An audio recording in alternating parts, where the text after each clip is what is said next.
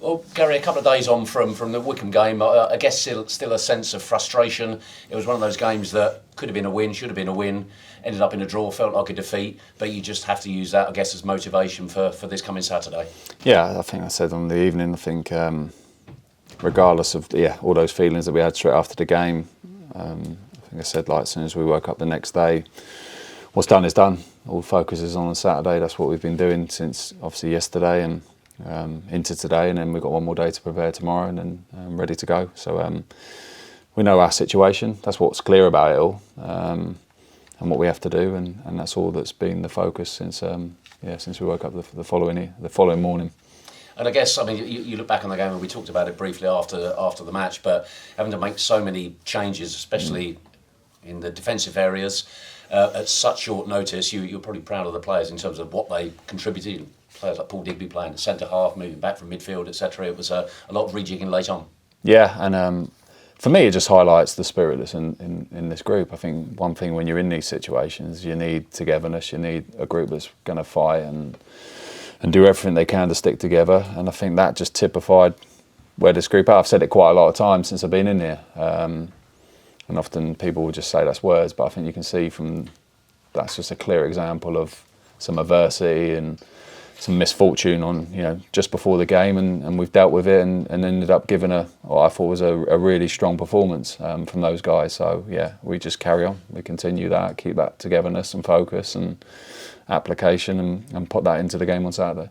I guess it's important the players switch straight back on, because I guess you could be forgiven for one or two of them feeling a bit dejected after that game, etc. But it's all about, in those kind of levels of adversity, just switching straight back on and focusing on what's coming rather than behind. And if I'm honest with, as part of the work we've done from the get-go, really, about when you're in these situations, you haven't got time to dwell, you haven't got time to feel sorry for yourself, whether it's good results or bad results, or indifferent results or performances. I think it's just a consistency of mentality, of like focusing on what's coming ahead, and like I said to you, like, okay, you can feel in that moment and those couple of hours after a game, but as soon as that's done, you've got to frame it in your mind where, okay, it's the next thing. We've got to give all our energy, and if there's motivation to take from wins and losses and bits that you could have done better, or what stuff that went well, is use all of that and ball it all up and throw it into the next game. So I've got no doubt with these players. I think they've proved now over this period of games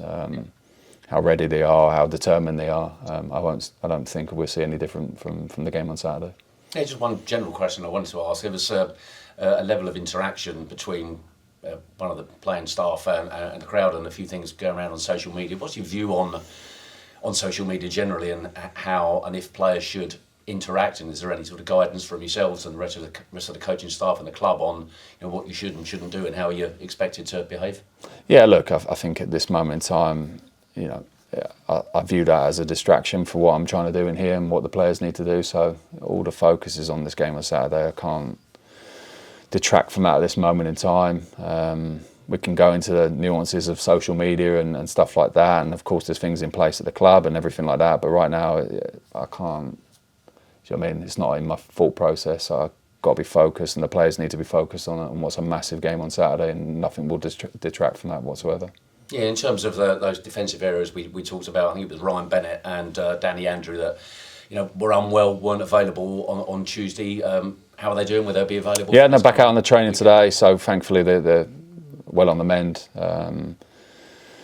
It was just really unfortunate timing for us. It's one of those, but there's quite a lot going around actually. I've spoke to a few coaches and managers at other clubs and experiencing similar things with some of their players. So just a really unfortunate time for us that they picked up a bit of a bug. But it seems to have flushed through their system now. They were back out on the grass today, and no worries with that. And then we've got another day tomorrow, so we'll have a good look at them and yeah, like always, try and select the right team to start and the right squad to go down there, and approach the game in the right way. Yeah, I guess it's one of those situations like any workplace really. One person picks up a bug and then tends to spread very quickly round the squad or the office or whatever work environment you're in. I'm assuming no other members of the squad affected? No one so far. But like that happened literally within 24 hours. So everything was fine, and then all of a sudden, so touch wood there, we don't get any of that over the next couple of days. But at this moment in time, everyone's healthy and fit, and yeah, raring to go. Yeah, Zeno Ibsen Rossi, I think he picked up a knock. Yeah, so Zeno won't be available for this game, which is huge. You know, losing Mamadou and then Zeno as well, who I thought have come into the team and done exceptionally well, is a blow for us. But I think you saw on Tuesday, whoever steps in, even if it's makeshift, they're ready to go. So, like I said, whoever's in the squad, whoever's going to start the game, I'm 100% sure that they'll be ready to give everything they got. Yeah, any chance of Michael Morrison being back for the weekend, or is it still touch and go? Just still touch and go. He's back out on the grass, but again, it won't be for this weekend. I think it's a case now of us just getting Morrow right, ready for the following season. Do you know what I mean? Pre-season. But he's been a big part of the squad, and he's there every game. He travels with us, so yeah, he's still got a huge part to play in terms of his leadership. It's a disappointment that you couldn't get the job done on duty so close to it. But how will you play things on Saturday? Because obviously, what happens elsewhere in other games around the country may affect what's going on at Vale Park. Will you make an attempt to keep in touch with those games, and how will you approach that one, Garry? I think, of course, there's an awareness of everything, but I think it's what's important for us, and especially the players, is that we play the game in front of us. All the situations and what this could mean and what that could mean at any given moment is irrelevant. I think you're only going to be successful. I've been in this situation before where you focus purely on the game and delivering your performance. I think that's what takes care of it, and that's all we can really affect. We can't affect what other teams do. We can all hope what other teams do, but for ourselves is what we can do, what we can control. That's our performance, our game on Saturday, and that's all we're really focused on. That was set straight away after the game on Tuesday, and the players have come back in, and I can see that focus is there, and I'm sure it'll be there for the next 2 days and into the game, and then yeah, we'll be ready for it. Yeah, I guess it's difficult to know what to expect from Port Vale as well. I mean, they unfortunately got relegated last weekend, but I guess in terms of preparation for the game, you're not going to quite know what sort of side they're going to put out with. They're going to play fringe players or youngsters, or go for broke on their final home game. Is it difficult in terms of preparation and to that extent? Yeah, of course, there's that element, isn't there? Like, it's not easy to predict what oppositions are going to do anyway. But yeah, even more so in this type of situation where you don't know if they're going to be like you said, experimenting or trying different things out. But what we'd do is, my job's to prepare the players as best I can for all eventualities. So we've already been through that before. When we face these type of teams or this type of setup, and this setup is having that plan in our head.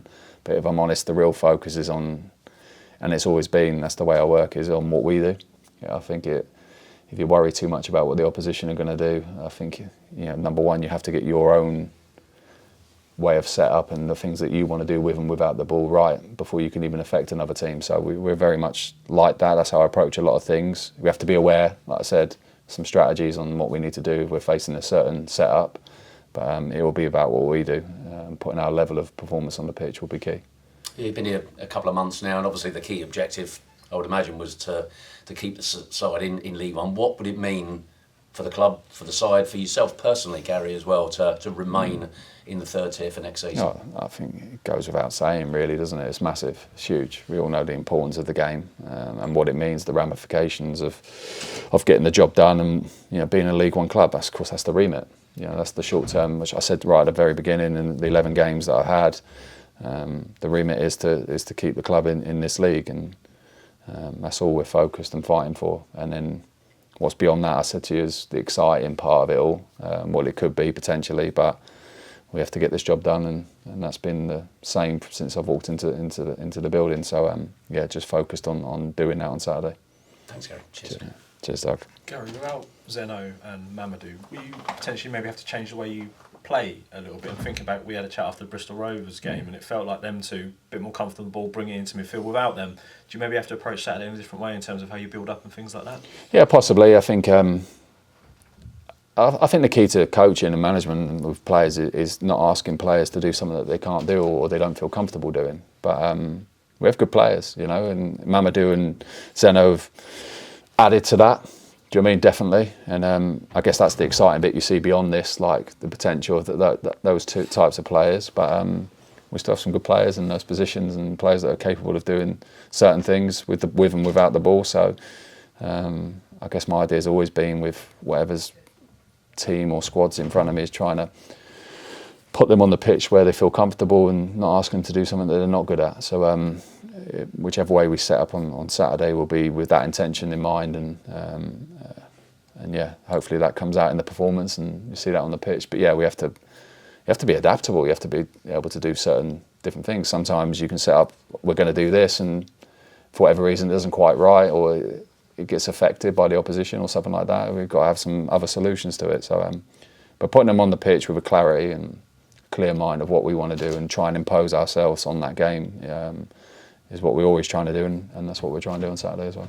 And how much of Saturday will come down to mentality? I'm thinking of a scenario, say 20 minutes to go, you're drawing, you've got the point you need, so do you go in search of still trying to win the game with the fear of losing it at the other end? How much, especially in that second half, if it is tight, will it come down to mentality?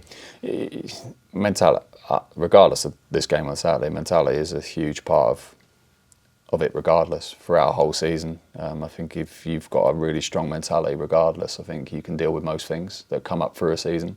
And in this type of situation on the weekend is to normalise it in your mind. Do you know what I mean? It is, and it's externally not a normal situation, and with all the stuff that goes with it, but it's the ones that have the mentality that can normalise it and approach it on focusing on what they need to do on the pitch from their own individual roles, and then what the team does collectively. I think that's all we need to focus on. So all of those things will be going on. That's for me and the staff to focus on. The players just need to focus on their game, and we've seen in the games that we've played, if they deliver it at a really good level and with all the effort and endeavour that they've got, we've been in all these games in the positions to take points, so we need the same on Saturday, definitely.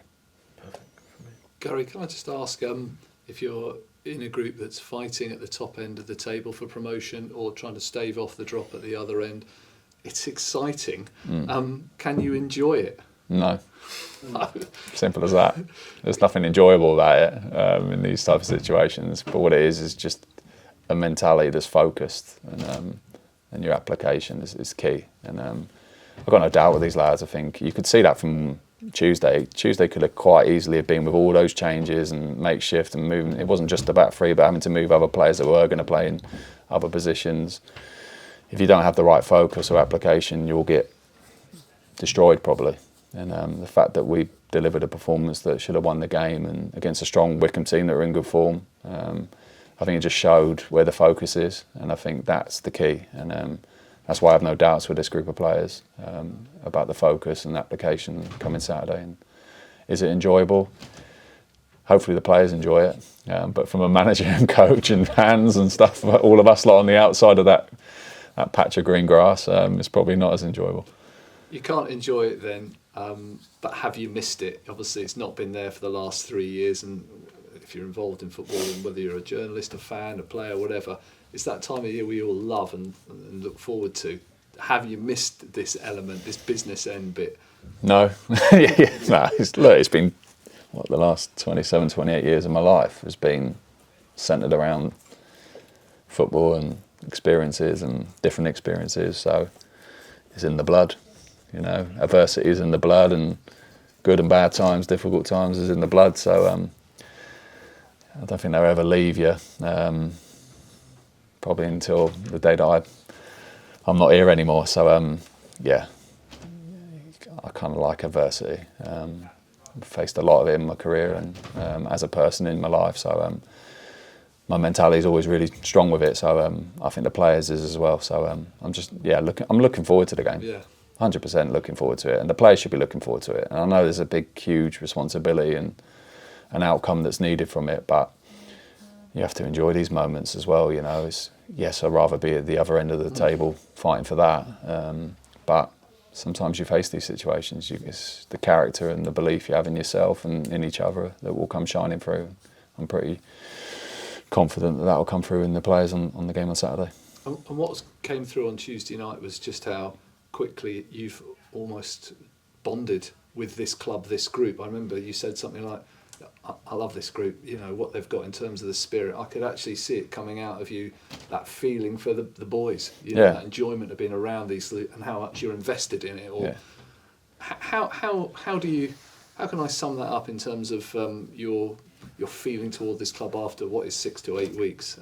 How do you feel about it? No, I've hugely enjoyed it. I've had a lot of support, not just the players and the staff that are in here, but like from around Do you know what I mean? Obviously the fan base and the ownership and the directors and everything like that just had a lot of support, and that's quite nice. You know, there's not been at every club you have that type of support. So I think when you get that kind of support, you feel even more inclined, outside of just being professional, you feel more inclined to, you're kind of more desperate to give them what they want. Do you know what I mean? Because they're good people at the club and good people around the club. So you feel a bit more emotionally attached to what you want to give them. Do you know what I mean? And how important it is for everyone. So I think that's it. And the other bit is just from within, I just think when you've got a group that's the kind of life non-negotiables of hard work and discipline and determination and character and stuff like that, I think when those non-negotiables are there, and okay, you need to harness them to be even higher, but they're there,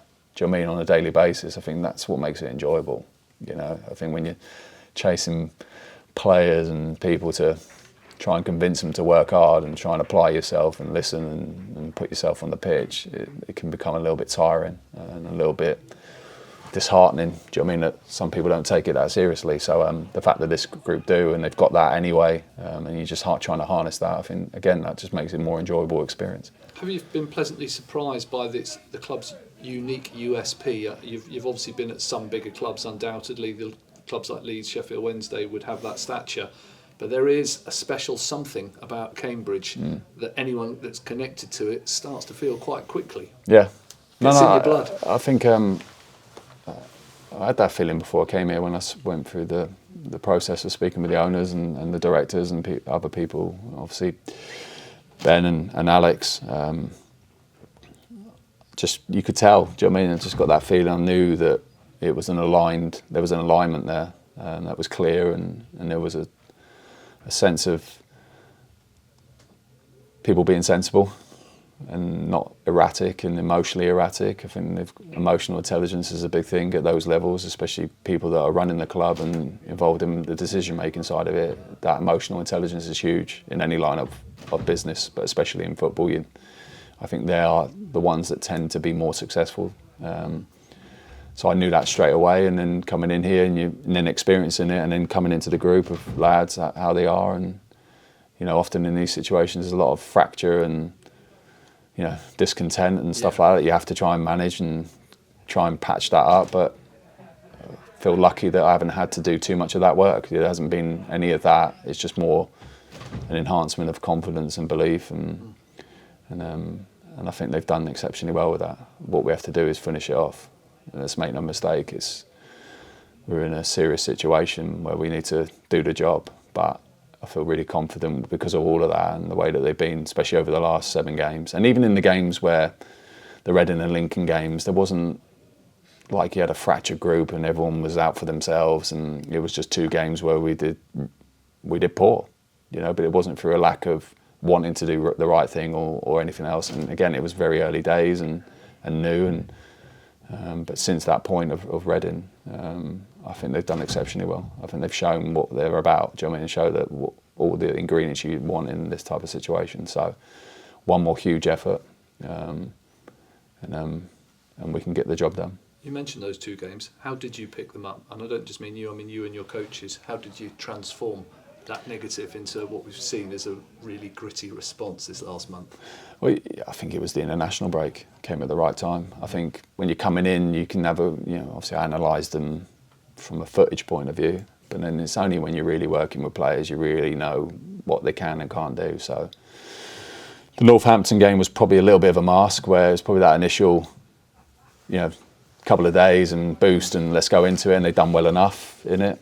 And then the Reading and Lincoln game was probably the clear view for me of, okay, this is what I really need to do, and the way that the lads have responded to those 2 games where they could have capitulated, I think shows strength of character. And it also then, from my point of view, from a coaching point of view, along with the staff, I think knowing what I needed to do, especially after conceding 10 in 2 games, I think they've done exceptionally well with it in a short period of time. It was only the international break we've really had time to work. So the fact that they've grasped what we've asked them and done it to a pretty good level, there's loads of things that we could want even more and be better at, but considering the time frames we're working in, I think they've done exceptionally well. What they've got to do now is one more huge effort on Saturday and get the rewards that we need.